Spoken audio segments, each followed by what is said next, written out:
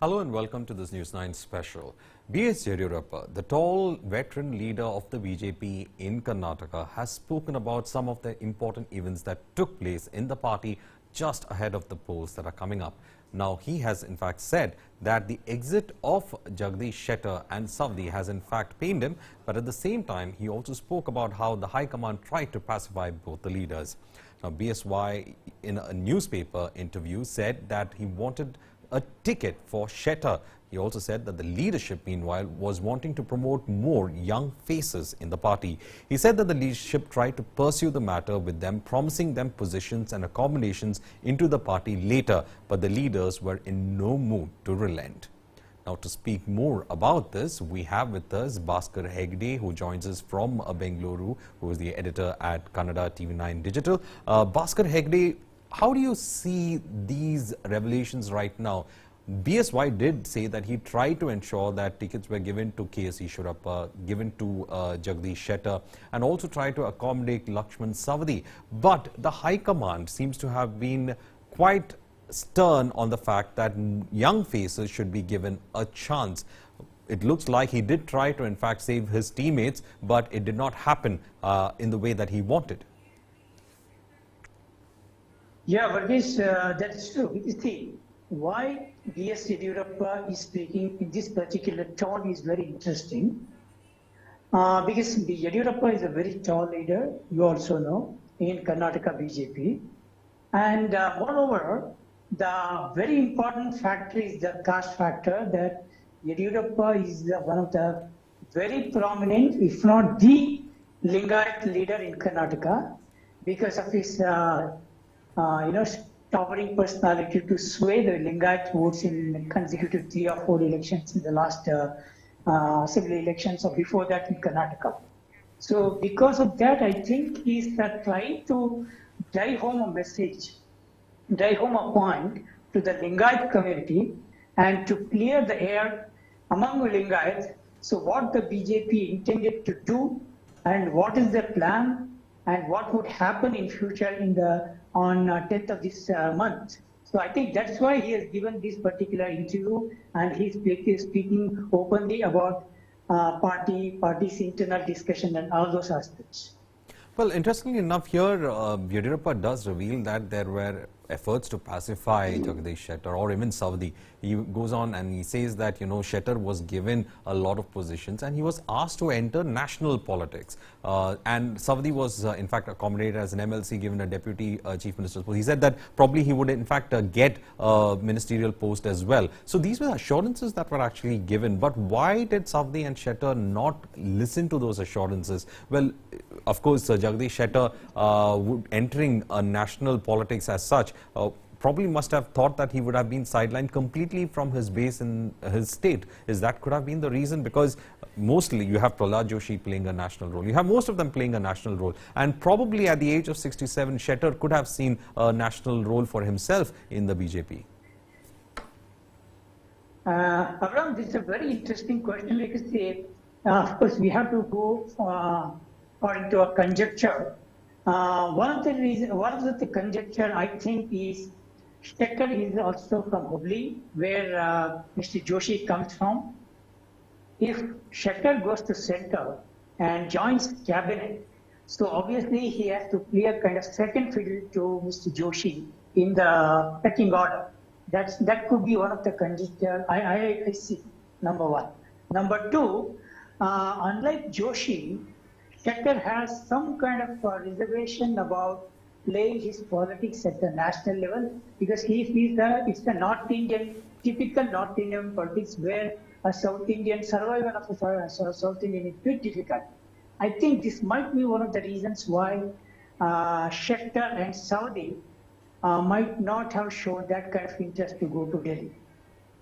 We have also seen how Yediyurappa was made an MP, and probably that was considered to be a transition to national politics. But there, Yediyurappa did not make that kind of an impact as we could have seen. So clearly there was an example in front of them regarding going to the national level of politics, that it is more likely trying to pull you away from your roots and then probably sideline you. So they had an example in Yediyurappa himself.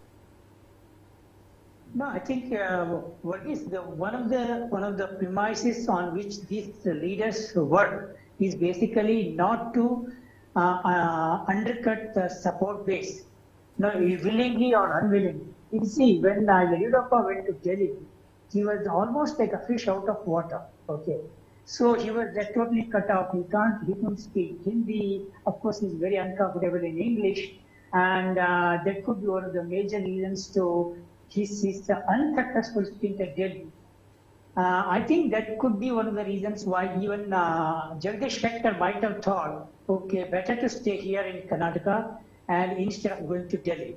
And the other reason I suspect why Yediyurappa chose to disclose on the internal matters now is, this is also again conjecture, because the Congress has started a campaign against Santosh. Santosh being a Brahmin, and because Shettar targeted Santosh. So what the idea is basically to sow the streets among Lingayat that a Brahmin coming to take the center stage and dislodge the Lingayat from the very key position in Karnataka.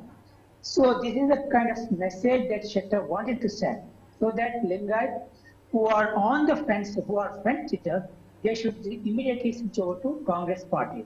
This could be the strategy of Jagdish Shettar. I think to neutralize and to wipe out the kind of negative traits of this particular statement or this kind of campaign that Santosh versus Shettar, BJP might have chosen Jagdish Shettar to give all these details, that how you see how BJP High Command wanted to accommodate Jagdish Shettar and Savadi. They wanted to make them minister. They wanted to make them Rajya Sabha members. It is not the other way that they wanted to finish them off politically. On the other hand, in spite of BJP High Command trying to accommodate them, these two leaders did not come forward to accept the offer, and they turned the offer and they rejected the offer and they joined the Congress. Basically, Yediyurappa being a Lingayat poster boy, he wanted to send a message to Lingayat, hey, listen, don't listen to what Shettar and Savadi said. I'm your man, I am still in BJP. This is what happened inside the BJP. We wanted to honor Lingayat leaders. What Shettar is saying is wrong, factually incorrect, so don't listen to him. That could be the kind of message I think he wanted to send. Well, very interestingly also, he's also come in defense of BL Santosh itself, the ticket denials being connected with BL Santosh. He says that all these allegations are false. Absolutely, Varghese. This is precisely the reason why BJP tried to choose, I think, to clear the air on the party side, because they chose for Yediyurappa to give all the replies instead of any other spokesperson or anyone else. I think this could be the reason. Well, interestingly enough, when you see Yediyurappa is the only person who's been chosen, as of now, it looks like the entire weight of this elections is not on BSY. It seems to be completely relying on Yediyurappa. On the campaign front, on everything, it is Yediyurappa who is in fact seen on the media face as well. So it looks like there is a huge reliance on Yediyurappa right now to deliver. But what is it going to be like? Because you don't have his teammates within the party, there is a kind of a rebellion. But then again, is it fair enough to place a lot of weight on Yediyurappa? I think, Varghese, it's a very interesting point that you have mentioned. It's a very good observation in that sense, because BJP is basically taking a calculated risk in this particular context. They know very well that BSY still has to grow in stature to reach where BSY is still now. So right now, BSY is the undisputed Lingayat strongman in Karnataka, and nobody can dislodge his persona. As of now, even from Congress also, nobody can could challenge that. So keeping this in mind, I think BJP might have tried to use this particular political persona of BSY and cash in and milk it in this election. That's why, even though BSY is the chief minister, he's a Lingayat, in spite of that, BSY has been restricted, or he has been given different tasks, strategies and various other things. And BSY basically is coming before the camera, coming before public, speaking before large gatherings and speaking about openly about Lingaites and various other issues. Also, interestingly enough, Jagdish Shettar, the person, as you were saying, was trying to ensure that he can take as much of, or he can rather sow as much of division within the areas of his influence, especially in the Lingayat community. And Yediyurappa is seen as the counter force to it. But it looks like, as of now, that the BJP is also worried that Jagdish might, in fact, go ahead and take away the votes in a large manner. That could be a break in the Lingayat votes as of now. And probably they've deployed Yediyurappa to firefight. But is that enough? Because all this is coming just a few days ahead of the elections. Is it enough to go ahead and, stop the flames from fanning out to the rest of the Lingayat communities in the state? I guess what you said might be true also. But one point I want to add here is, if you see the history of three communities, that is Wakkaligas, that is Kurubas. Kurubas means the community which Siddaramaiah belongs to, and of course Lingaites. All the three communities, they don't want to settle anything less than to Chief Minister's post. This is the premise with which majority of the political commentators, even the politicians privately agree that no community, particularly this community, will not settle anything less than the CM post. In that sense, Jagdish Shettar going to Congress and Congress projecting Siddaramaiah or D.K. Shivakumar, both are Kuruba and Wakkaliga. Nobody from Lingayat community has been projected or is in the race for CM post in Congress. In that sense, it's a kind of disadvantage for Congress considering the traits of Lingayat. So no matter what Jagdish Shettar does, he might be trying to woo Lingayat leaders from locally and saying from the surrounding districts. I think Yediyurappa knows the pulse of Lingayats very well, that it is the BJP which can make a Lingayat again the Chief Minister of Karnataka, not the Congress. So I think he is playing this particular card. If not, he is speaking openly before the camera, before the media. I think this subtle campaign has been going on from the Yediyurappa side across Karnataka, number one. Number two, if you see the political history of Jagdish Shettar, I think he has a major handicap in because he is not a very big mass leader. No doubt he has won many elections, numerous elections from that particular constituency of Lingayat Central. He has not emerged as a kind of Lingayat poster boy of North Karnataka or entire Karnataka, the way BSY is.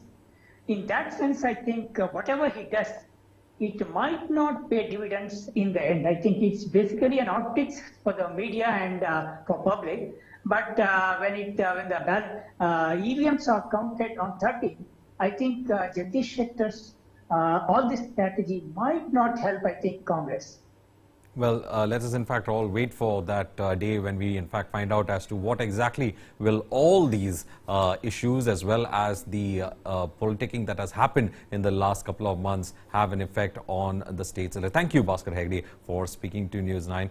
And of course, this is going to be keenly watched elections, as it is the state where the BJP had bloomed first, and the BJP seems to be determined to hold it while the Congress wants to displace the BJP in that state. With that, it's a wrap on this News9 special. Stay tuned for more News9 programs on the other side.